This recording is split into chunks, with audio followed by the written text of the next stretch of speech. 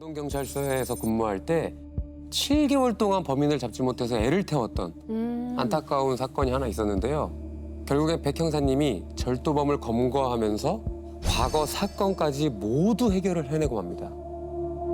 잡고 보니까 아주 극악무도한 연쇄 범죄자였던 거죠. 때는 2010년 8월의 마지막 날. 새벽에 아주 다급한 신고 전화가 들어옵니다. 여보세요? 저 경찰서죠? 집에서 자고 있는데 모르는 남자가 들어와서 저를 성폭행하고 도망갔어요. 제발 도와주세요. 신고자는 그 반지하 주택에 혼자 살던 20대 여성이었는데요. 자고 있는데 누군가 자기 몸을 만지고 있고 놀라서 깼더니만 웬 괴한이 수건을 갖다가 입에 물겨보면서 어머. 물어 눈 뜨지 마라고 말을 한 후 몹쓸 짓을 했다고 하더라고요. 네. 혹시 피해자가 범인의 얼굴을 봤을까요? 네, 그 밤인데다가 불이 꺼진 상태에서 범행이 이루어졌는데 그 지하방에 가로등 불빛이 들어와서 범인을 얼핏은 봤다고는 했습니다. 근데 얼굴은 자세히 기억이 나지 않고 눈은 부리부리하고 키와 덩치가 20대 큰 남성이었다라고 얘기하더라고요. 그러면 대체 그 집에 어떻게 들어간 겁니까? 피해 여성은 분명히 현관문을 잠그고 이제 들어갔다고 했는데 저희가 현장을 둘러보니까 강제로 문을 연 흔적도 없고 창문도 약간 열려 있기는 했는데 방범창이 있어가지고 창문을 통해 들어갈 수 없었습니다. 근데 열려져 있는 창문 앞에 그 세탁소에서 쓰는 얇은 철로 된 옷걸이가 옷걸이. 떨어져 있는 거예요. 그것도 일자로 쭉 펼쳐져 있었습니다.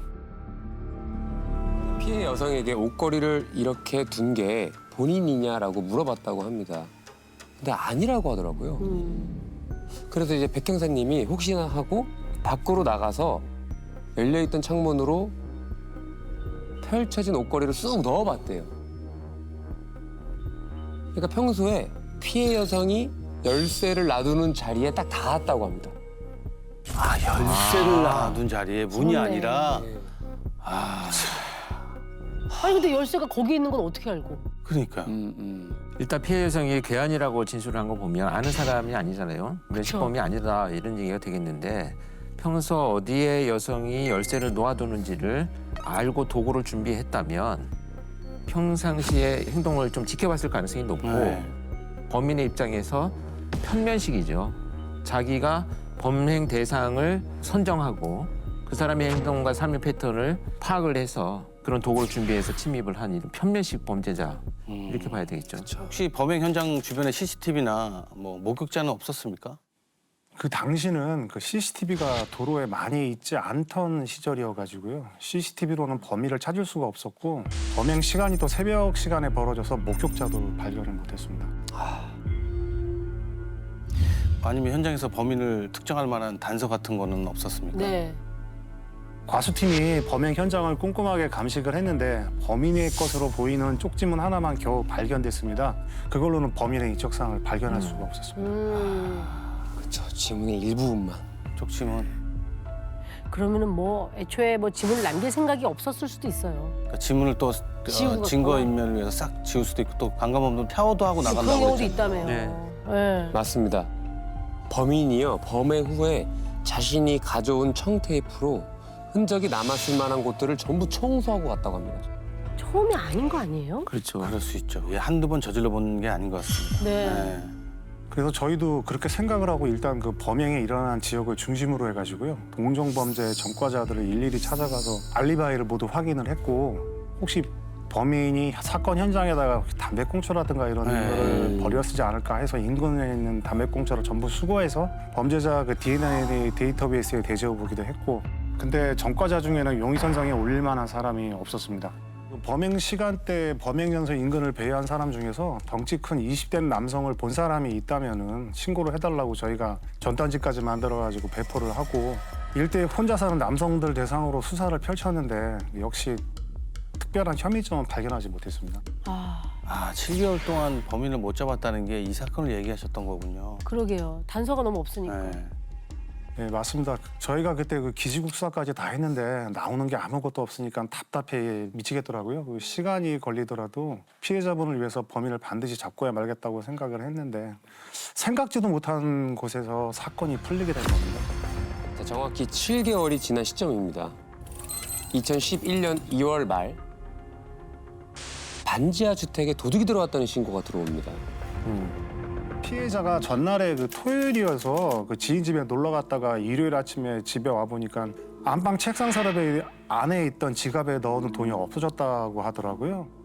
피해 금액은 한 24만 원 정도가 되는데 저희가 현장에 가보니까 이런 집안을 뒤진 물색흔도 안 보였고 지문이랑 족적도 다 살펴봤는데 아무것도 나오지를 않았고요.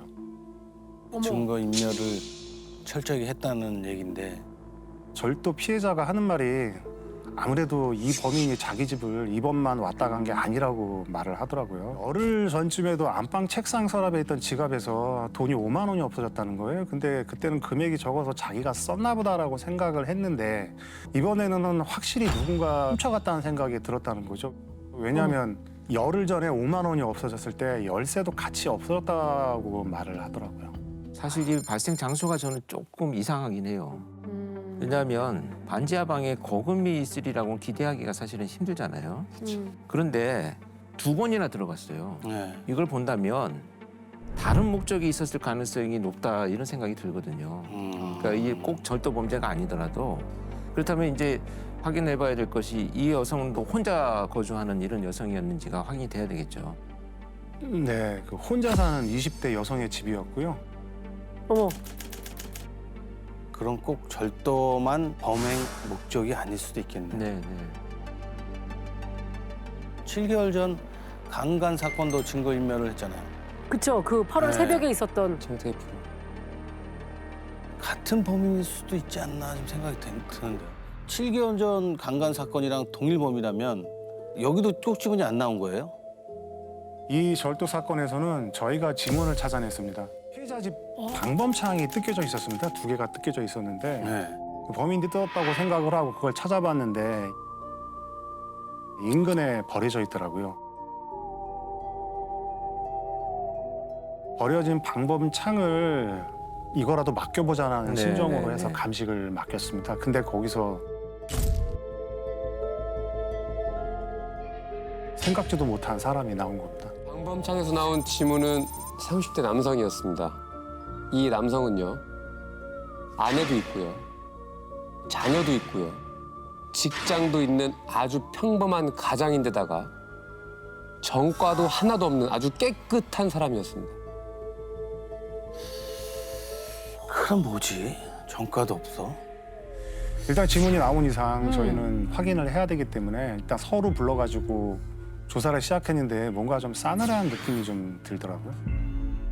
범행이 일어났던 동네를 얘기하면서 간 적이 있냐고 물었더니 전혀 간 적이 없다라고 말을 하더라고요. 말이 안 돼. 그게 좀 그렇죠. 이상하죠. 네. 그렇죠. 거짓말이죠. 그 순간 이 남자, 이 사람 뭐 있는데라고 하는 생각이 들더라고요. 그래서 구체적인 내용은 다 빼고 제가 살짝 던져봤습니다. 전과도 없고 피해 금액도 얼마 안 되니까 솔직히 인정해라. 그 지문까지 나왔다. 괜히 일 키우지 말고 사실대로 이야기하면 오늘 불구속 상태로 집에 갈 수 있다라고 이제 그랬더니만 갑자기 자기가 한 게 맞다라고 인정을 하더라고요. 그러니까 절도 금액이 얼마인지 어디서 지문이 나왔는지 이런 것도 얘기 안 했는데 자기가 했다고 얘기한 거예요. 그러니까요. 갑자기 태도를 바꿔서 완전 수상한데 이거. 간 적도 없다고 했던 사람이. 네. 그리고 때마침 후배 형사님이 조사실에 서류를 갖다 주러 들어옵니다. 근데 그 후배 형사님이 조사실을 나가면서 잠깐 밖에서 좀 얘기 좀 하자면서 우리 백 형사님을 불러냅니다. 근데 거기서 후배 형사님이 엄청난 얘기를 꺼냅니다. 저 선배님, 제가 2년 전에 강간범을 하나 놓친 게 있는데 아무래도 생긴 게 좀 비슷합니다. 저 사람 지금 뭘로 들어왔습니까? 그 후배가 그 가지고 있던 사건은 2009년도 사건이었습니다. 그것도 새벽에 들어온 신고였는데 어린 10대 여학생이 집에서 늦게까지 공부하다가 깜빡 잠이 들었는데 그 20, 30대로 보이는 남자가 몰래 침입해서 또 못된 짓을 하고 도망갔던 사건이었습니다. 아유. 때 여학생을 공부하는 학생을 진짜 썩을 놈이네 진짜. 진짜 못쓸 놈이다. 그때 그 책상에 스탠드가 켜져 있어가지고 피해 학생이 범인을 또렷이 기억하고 있었는데요. 쭉 찢어진 눈에 까무잡잡한 피부, 키는 170cm로 체구가 아주 작았다고 기억을 하고 있더라고요. 7개월 전 사건이랑은 조금 다른 것 같거든요. 네. 그때는 뭐 눈도 부리부리하고 키도 크고 덩치도 덩치도 있다고 컸다고 그랬거든요. 피해자가 증언을 했었잖아요. 그래서 이때까지만 해도 그 7개월 전 사건은 전혀 생각지도 못하고 다만 그 2년 전 후배가 쫓고 있던 범인의 인상착이랑 절도범이랑은 비슷하긴 했습니다. 그래서 절도범 사진을 찍어가지고 그쪽 피해 학생한테 전송을 했더니 강간범이 맞다라고. 자, 형사님의 머릿속이 하얘진 건 2년 전 사건 파일을 열어본 순간부터입니다. 2년 전 사건이 발생한 곳이 어디냐면요. 그 7개월 전에 사건이 발생했던 동네와 같은 동네고요. 어머. 새벽 시간이고요. 그것도 반지 앞방에서 벌어진 사건입니다. 너무 똑같은데. 그러네. 형사의 촉이 오기 시작을 하죠. 네. 자, 확인하고 싶은 게 있는데 저는 만약에 그렇다면 여학생이라고 했잖아요. 2년 전 사건이. 네. 그럼 부모들이나 가족들이 없이 혼자 살고 있었던 여성인가요? 예, 그 집안 사정이 있어서 당시 혼자 방을 얻어가지고 거기서 혼자서 공부를 하고 있었고요. 네. 그러니까 반지하에 혼자 살고 있는 여자들을 노린 유명이네요. 2년 전 사건도 그랬고 7개월 전 사건도 그렇고 지금 이 절도 사건도 그렇고 네네. 어쩌면 이 사건 모두가 지금 이 절도범이 한 소행일 수도 있겠네요. 저도 좀 놀랐습니다. 그 한 가지 걸리는 건 범행 기간이 너무 긴 겁니다. 1년 5개월 사이에 각각 강간을 저지르고 또 7개월 후에 절도를 저질렀다는 게 좀 이상하더라고요. 상당히 이상하긴 하죠. 지금 잡혀 들어온 절도 사건. 절도 현장은 열흘 만에 2번이나 찾아갔잖아요. 그렇죠. 한 장소를. 텀을 많이 두고 범행을 저지른 패턴이 아니거든요. 그렇게 본다면 드러나지 않은 사건까지도 수사를 확장을 해야 되는 시점이 아닌가. 그래서 어떻게 하셨나요? 그 7개월 전 사건의 그 범인의 인상착의는 달랐지만 그 성폭행 사건 현장에서 범인의 인상착의는 제대로 기억하기가 어렵기 때문에 피해자가 잘못 봤을 수도 있다라는 그렇죠. 생각이 네. 드는 겁니다. 그래서 절도범 지문이랑 7개월 전 사건의 쪽지문을 대조를 맡겨놓고 동네 지도를 한번 제가 펼쳐봤습니다. 그 2년 전 사건이 발생했던 2009년부터요. 마지막 절도가 벌어진 2011년 이 새벽 시간대에 혼자 사는 여성들을 대상으로 벌어진 성범죄 사건을 모두 취합해서 지도에 이렇게 점을 찍어보기 시작합니다. 저게 몇 개야?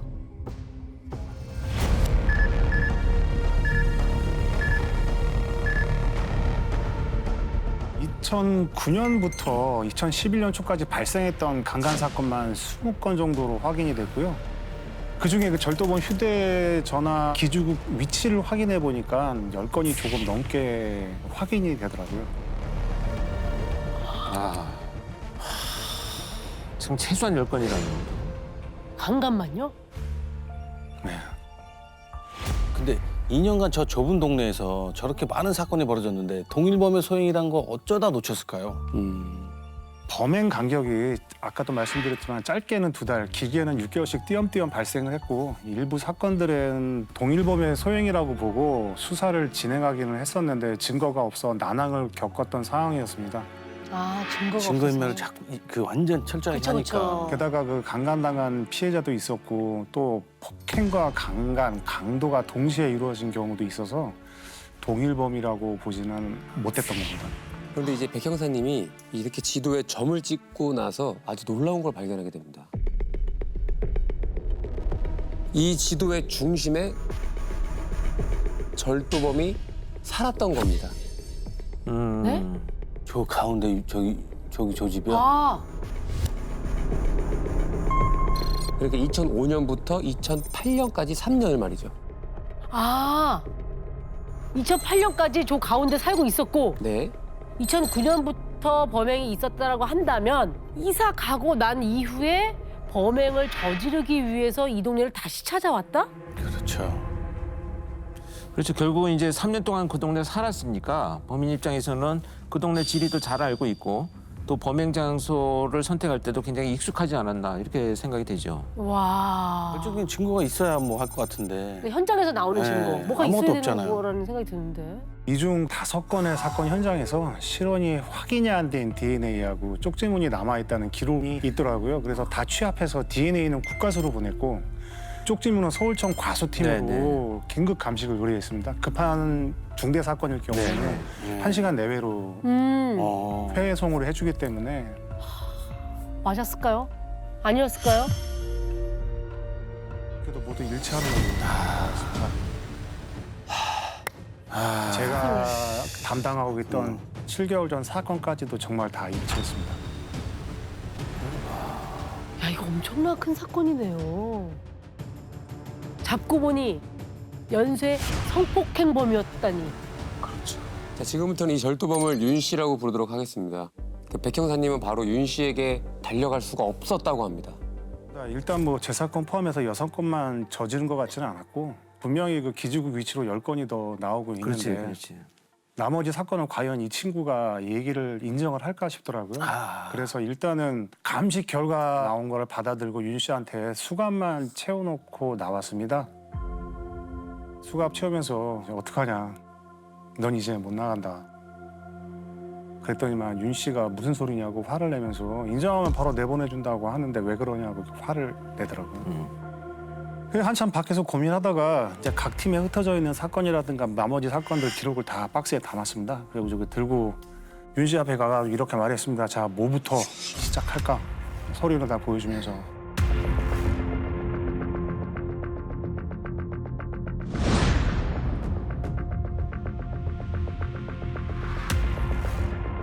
다 네 거다. 첫 사건만 던져놨습니다. 2009년도에 어린 학생한테 몹쓸 짓을 했더라 너. 지금 이 사건뿐만이 아니라 DNA란 쪽지문이 엄청 많이 나와 있는데 피해자들도 전부 당신이 한 게 맞다고 하는데 어떡하냐 이제는. 그랬더니만 고개를 숙이고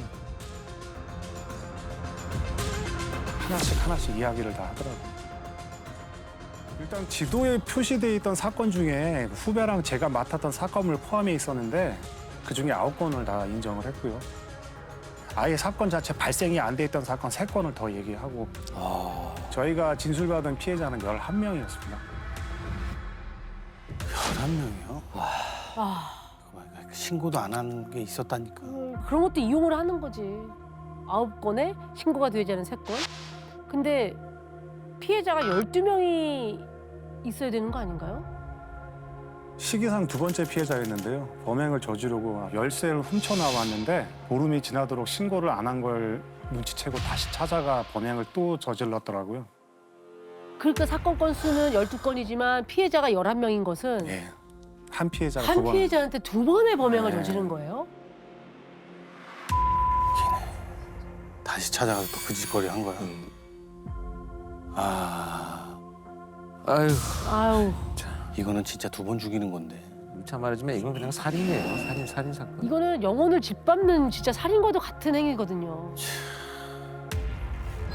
아니 근데 이게 평범한 가정이라고 그랬는데 가족들은 윤 씨의 행동에 잘 몰랐을까요? 왜냐면 새벽에 나가서 지금 범행이 다 새벽이잖아요. 그러게요. 새벽에 나갔다 안 들어오면 이걸 다 눈치챘을 텐데. 그러니까. 밤늦게 마치는 일을 하고 있었고요. 그리고 가족들도 전혀 의심을 못하는 상황이었습니다. 평소에 얼마나 철저하게 이중생활을 했는지 직장 동료들이나 지인들은 이 사람이 술도 안 마시고 일이랑 가정밖에는 모르는 성실한 사람이라고 다 진술을 하더라고요. 야, 아니 난 진짜 궁금한 게 아니 놈이 자기가 범죄를 저지르고 집에 가서 아내하고 아이를 자식을 볼 수 있어? 내 말이. 그 눈으로? 내 어떻게 말이 마주칠 수 진짜. 있냐고. 이게 말이 안 되잖아요, 이건. 어떻게 자기 자식하고 아내를 보냐고. 그강무도한 흉측한 짓을 그런 죄를 짓을 이만큼 하고. 저질러놓고 이쪽에서는 가면을 쓰고 되게 성실한 척 직장이고 가정에서는 그랬다는 게 진짜 소름 끼친다 진짜. 혼자 사는 건 어떻게 알고 범행 대상으로 삼은 거예요? 퇴근 후에요. 지하철역에서 범행 대상을 물색하고 다녔다고 합니다. 막차를 타고 혼자 내리는 여성을 주로 뒤쫓아갔고요. 혼자 사는지 확인하려고 며칠씩을 집 주변을 맴돌면서 계속 지켜봤다고 해요. 며칠을 지켜봤다고요? 혼자 사는 게 확인이 되면 그 새벽에 범행을 합니다. 만약 집에 들어갔다가 아무도 없으면 돈만 훔쳐서 나오기도 했고요. 나중에 그 검찰 수사 과정에서 확인된 건데 저희한테 검거되기 바로 직전까지도 강간을 시도했다는 게 다 드러났습니다. 잡히기 바로 직전까지도 범행을 저지르고 다닌 거예요? 제가 그 조서를 받으면서 정말 왜 그랬는지 이해가 안 돼서 물어봤더니 하는 소리가 아내한테 실증이 나서 다른 여자들과 관계를 맺고 싶어서 범행을 저질렀다라고 얘기를 하더라고요. 또 그리고 심지어는 피해자들 중 한 명은 강간이 아니라고 주장을 또 하고요. 범행 도중 여성이 자기를 끌어당겼다는 거죠. 미친. 뭔 소리 뭐 하자. 무슨 말도 안 되는 소리 하는 거야. 어떻게 그런 말을 할 수가 있죠? 그러니까 이 성범죄자들이 체포되고 나서 면담을 해보면 아주 왜곡되어 있는 게 뭐냐면 피해자가 두려워서 정말 그 정상적인 판단과 행동을 잘 못하잖아요. 네. 이거를 자기한테 동조한다라고 생각을 해요. 그게 성범죄자들의 특징이에요. 미쳤나. 그러니까 아주 왜곡돼 있고 자기중심적인 사고로 행동을 바라보는 이런 사람들이 성범죄자 중에 가장 많이 나타나는 특징이에요. 도대체 머릿속에 뭐가 들어있는지. 아니 재판 결과는 어떻게 나왔습니까?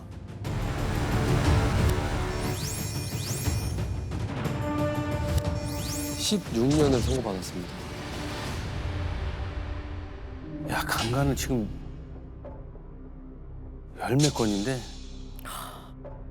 성범죄에 대해서 진짜 우리는 와 이거는 너무 너무 잘못된 법정 관념을 갖고 있지 않을까요? 진짜. 길에서 우연히 만난 여성을 한동안 지켜보다가 집까지 쫓아가서 또 지켜보다가. 정말 재난 수준의 불안감을 주고 있는 건 지금 현재 분명한 사실이죠. 그리고 최근에 이제 국민적 공분을 일으켰던 이제 부산 돌려차기 사건도 새벽 5시경에 혼자 귀가하던 여성을 뒤따라가서 무자비하게 폭행했던 범인이 성폭행을 목적으로 의도적으로 폭행을 했다는 게 밝혀지면서 네. 결국에는 강간살인 미수로 최종 판결까지 났잖아요. 길 가다가 당할 줄 누가 상상이나 하겠습니까? 사실 서울시에서 그동안 이제 대안으로 이미 한 5년 전부터 준비를 해왔던 게 있습니다. 혹시 안심이 앱이라고 들어보셨나요? 안심이 앱. 네, 안심이 앱. 안심이 앱. 자기도 모를 범죄에 노출될 것을 이제 대비해서 간단한 작동만으로 바로 신고를 할 수 있는 이 대안으로 나온 것이 바로 안심이 앱입니다. 그 서울에 있는 분들이 일단 자신의 휴대폰에 이 앱을 깔아놓기만 하면 안전하게 도움을 받을 수가 있어요. 그래요?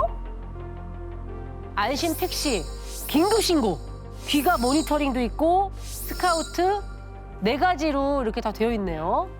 긴급 신고. 이게 상당히 가운데 큰 버튼으로 있어가지고 긴급 신고를 누르면요. 경찰과 연결 중입니다. 이렇게 남성의 음성으로 경고 메시지가 크게 반복해서 울린다고 합니다.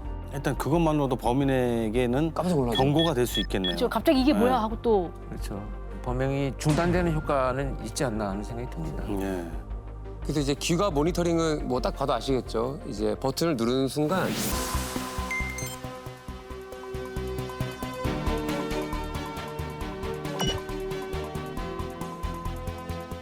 해당 자치구에 있는 관제센터에서 바로 모니터링이 시작이 됩니다. 그래서 이제 가까운 CCTV로 신고자를 확인하고요. 집에 안전하게 도착할 때까지 실시간으로 지켜주는 거예요. 아 좋다. 네. 그리고 도움이 필요한 경우는 관할 경찰이 바로 출동하고요.